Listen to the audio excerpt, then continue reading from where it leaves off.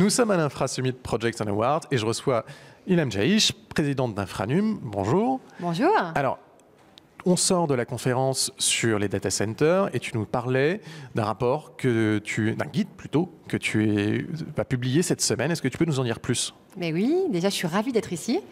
Je suis présidente d'Infranum, la Fédération des infrastructures numériques.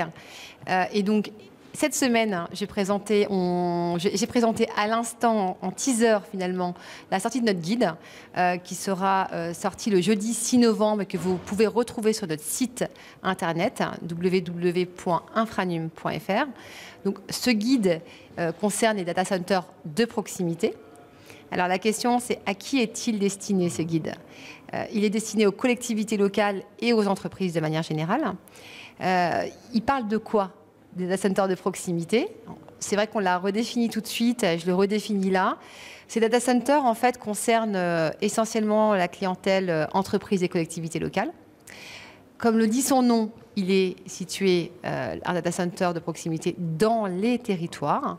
Il est situé à 30-45 minutes du client, donc d'où un data center de proximité. Et donc, évidemment, il est situé sur le territoire français. Alors, le guide, il a été fait en partenariat avec DCMag et Banque et Territoires. Et il a pour rôle d'accompagner les collectivités locales et les entreprises pour soutenir le développement des data centers de proximité. Pourquoi? Eh bien, tout simplement parce qu'aujourd'hui, par exemple, 68% des données sont hébergées dans les entreprises. Or, dans les prochaines années, 50% d'entre elles hébergeront leurs données dans des data centers. Donc ça, clairement, ça veut dire qu'on va avoir un développement et un besoin des data centers. Deuxième volet, on a besoin que ce soit des données qui soient hébergées de manière avec une souveraineté évidemment assurée, donc hébergées en France avec un data center régi par le droit français. Donc c'est ce qu'on porte dans le guide.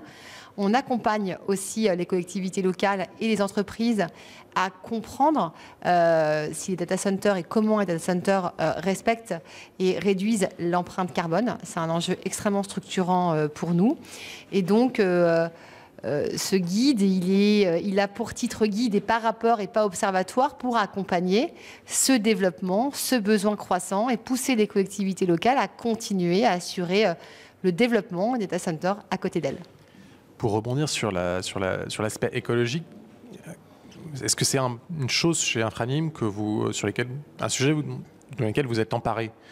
Alors, Infranum porte une vision, et je la porte vraiment personnellement avec les membres du conseil d'administration depuis le début de l'année, d'un avenir numérique qui soit durable, qui soit responsable. On a d'ores et déjà établi et construit beaucoup de choses. Depuis le début de l'année, par exemple, on a construit un guide sectoriel.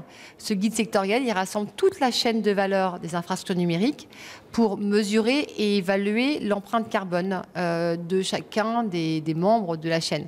C'est-à-dire qu'on s'est tous mesurés de la même manière. Ça, c'est le guide sectoriel qui est une référence de notre secteur. À cette rentrée, Infranum est lauréat de l'ADEME sur l'accompagnement de 17 entreprises dans leur stratégie de décarbonation. Et dans les 17 entreprises, il y a des data centers de proximité. Donc, on va encore plus loin. C'est-à-dire que là, on accompagne avec l'ADEME des entreprises dans leur stratégie de décarbonation. Et le troisième volet, dans ce guide, on a un volet important, conséquent sur l'environnement.